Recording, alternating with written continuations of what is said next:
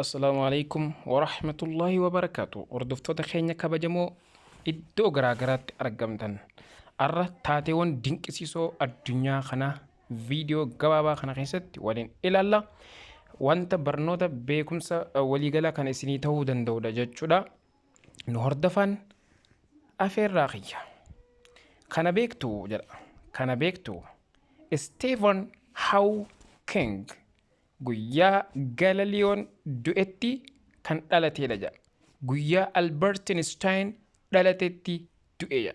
Hayyuudha. Hayyuu beekamaa jechuudha.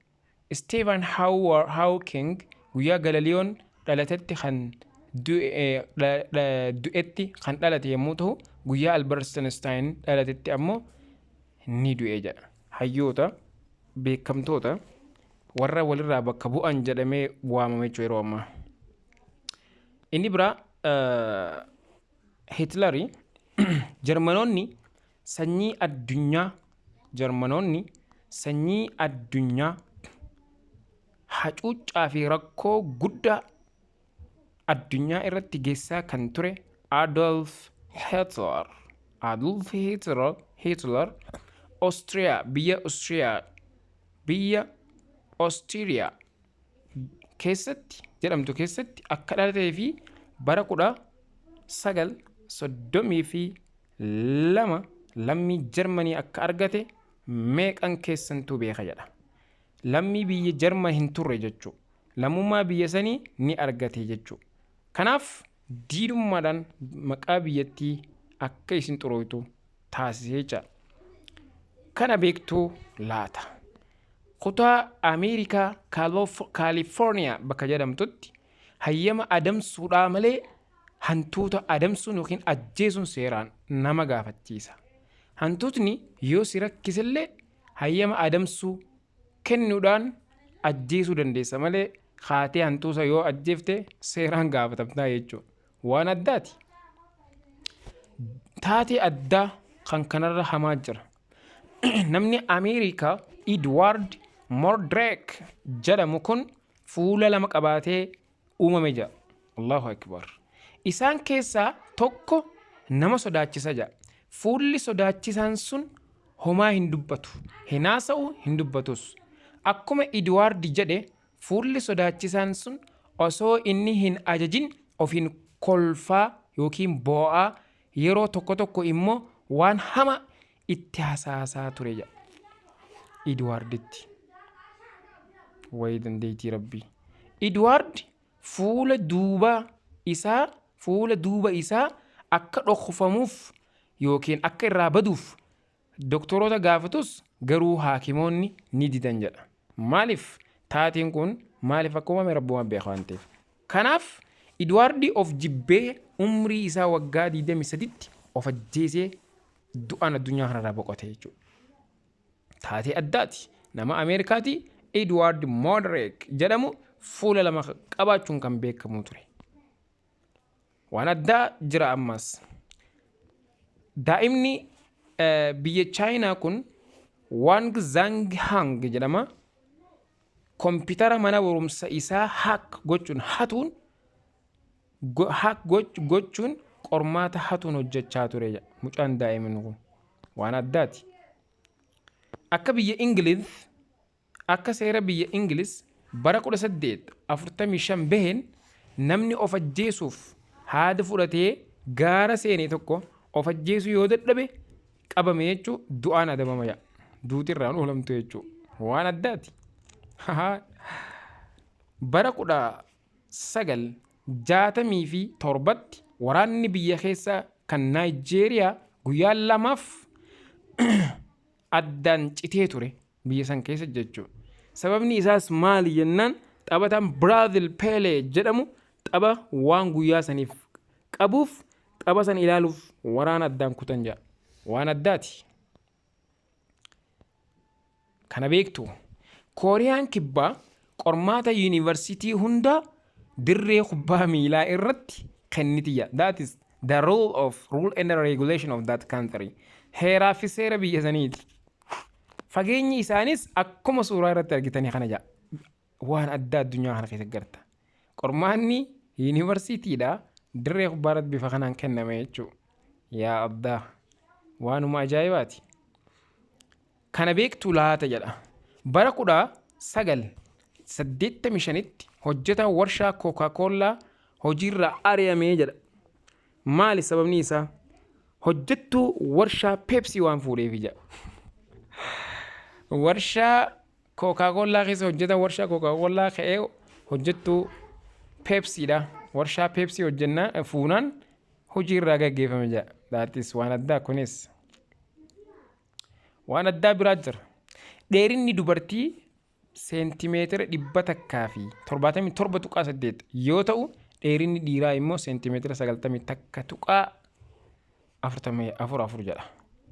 Hiriyoonni gaa'elaa maqaan isaanii Jessica and Larry jedhaman kun Ameerikaa keessa kan jiraatan yoo ta'u, yeroo mana barumsa sadarkaa tokkoffaa baratan wal argan jedha.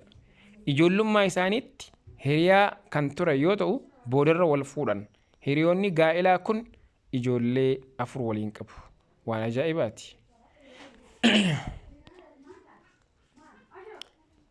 Waan nama dhibuum, waan addaati mas kabiraa kan waggaatti al tokko hawaasni naannoo Indooneeshiyaa tokko reeffa namoota du'anii qotanii baasuun ayyaana kabajanii deebisanii boollatti deebisuu jedha. Waan addaa taatee addunyaa kana keessatti haariyaa jechuudha. Waggaatti al takka hawaasni naannoo Indooneeshiyaa keessa jiraatu tokko reeffa namoota du'anii qotanii baasaniit waggaatti ayyaana kabajanii deebisanii boollatti deebisuu jedha. Yaa ajaa'ibaa. Yaman keessatti taateen biraa Yaman keessatti daa'imni ija tokko dhalate jedha. Akka Allahu akbar.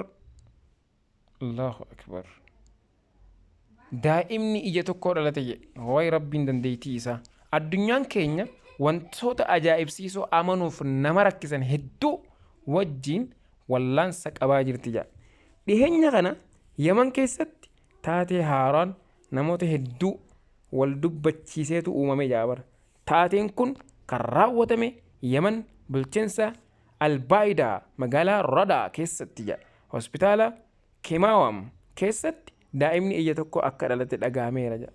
Daa'imni kun gara kutaa ho'isaatti erga geeffamee sa'aatii 7 booda du'uu isaa maddeen hospitaalichaa beeksisaniiru jedha. Taatee ajaa'ibaati.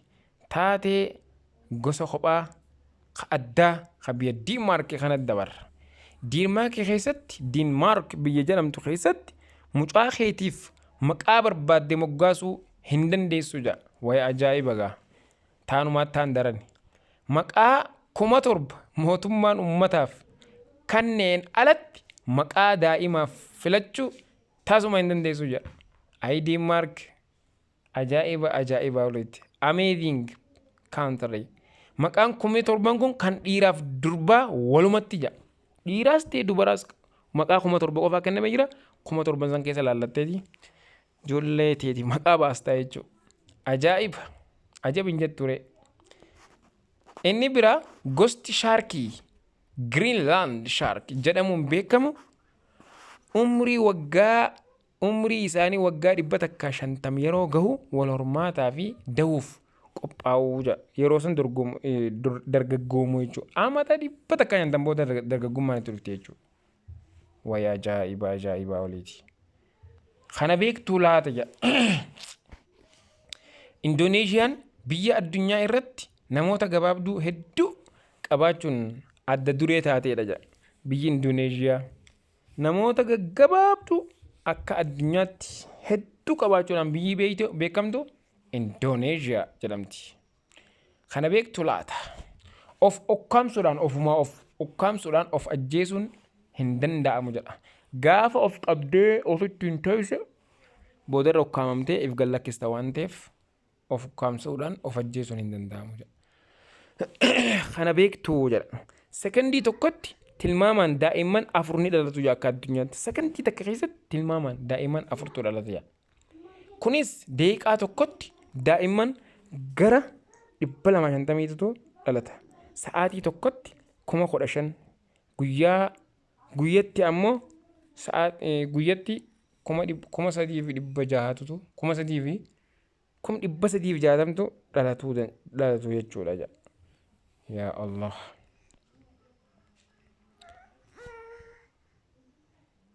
Taatee addaa. Miirri yeroo jaalalaan qabamtu sitti dhagahamuu fi miira yeroo qoricha sammuu hadoochu. Miirri yeroo jaalalaan qabamtu sitti dhagahamuu fi miira yeroo qoricha sammuu namaa hadoochu. Kookeenii fayyadamtu sitti dhagahamu wal fakkaataadha jedha. Waan ajaa'ibaati. Waan addaati. Kana beektuu laata? Waggaa tokko pilaaneetii Marsii irratti waggaa 2 lafarra jiraatu wal qixa jedha.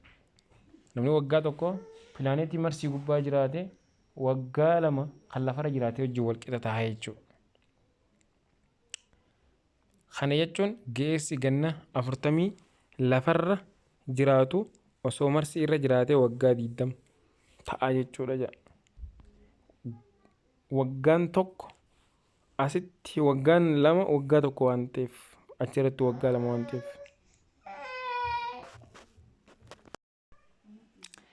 Addunyaa keenya keessatti wanti baay'ee sodaatamu du'aadha. Du'a booda bofti ilma namaa biratti hunda caalaa kan sodaatamtudha. Gara yaada kootti yoon dhufu Indooneeziyaa magaalaa Jaakaartaa keessatti ispaa tokkootu jira. Maamiltoonni ispaa kanaa bofa addunyaa kanarraa baay'ee sodaatamaa ta'een masaajii godhamu jira. Waan addaati. Kana beektu laata? Holqi guddaan addunyaa kanaa Veetinaam keessatti kan argamu yoo ta'u, guddina isaa irraa kan ka'e of keessatti duumessaa fi bosona mataa isaa qaba jira. Yaa salaam, yaa salaam, yaa salaam. Kana beektu laata? Namni addunyaa irratti gaa'ila hedduu kan qabu nama Glenn Wolf jedhamudha jedha. Gaa'ila 29 raawwachuun riikoordii kan qabate yoo ta'u, gaa'ila isaa 30ffaa isaa osoo godhuu achumatti lubbuun darbee jedha. Waanuma addaa dinqii addunyaa kanaati. Bineensi Shrimp jedhamuun beekamu onneen isaa mataa isaa keessatti argamaa jedha. Bineensi Shrimp jedhamuun beekamu onneen isaa mataa isaa keessatti argama jedha. Waanuma addaati. Kana beektu laata? Pilaanetota hunda keessaa Veenus pilaanetii kallattii faallaa ta'e naanna'uudha jedha. Veenus kallattii clockwise jechuunis gara sa'aatiitti naanna'a. Waan haaraati. Waan addaati. Barattoonni dubartoota Afrikaa madda isaanii Naayijeeriyaa ta'an. Barattoonni dubartoota Afrikaa maddi isaanii Naayijeeriyaa ta'an 4 fincaan liitira 1 qofa akka boba'aatti fayyadamuun jenereetarii sa'a 6 humna ibsaa maddisiisuu danda'u ijaaraniiru jedha. Waan qabnutti fayyadamne khalaqa haa taanu jedhanii waan dinqii dalagan jechuudha barattoonni kun. Kunis waan addaati. Kana beektuu jedha. Bineensi Oktoopaas jedhamu onnee habbaa 3 fi sammuu habbaa 9 fi dhiiga bifa cuquliisa qabu qaba jedha. Waan ajaa'ibaa kunis. Bineensi Oktoopaas jedhamu onnee habbaa 3 sammuu habbaa 9 fi dhiiga bifa cuquliisa qabu qaba jedha. Waan addaati. Kana beektuu laata? Saroonni jechootaa fi mallattoolee hanga 250 hubachuu danda'a. Kana beektuu? Bofti Boomslang jedhamu gosoota bofa balaa guddaa geessisan keessaa isa tokkodha. Bofa kanaan al tokko ciniinamnaan qaama kee keessaa qaawwa hunda irraa dhiigni akka dhangala'u gochuu danda'a jedha. Bofa Boomslang jedhamudha. Inni xumuraa kana beektu laata? Albert Einstein konkolaataa oofuu gonkumaa hin beeku. sammuu bal'aa fi hojii bu'uuraa fiiziksii irratti hojjetus Edison hayyama konkolaachisummaa hin qabaatee hin turre hin beeku jedha. Konkolaataa oofus gonkumaa oofus taasisuu hin beeku ture.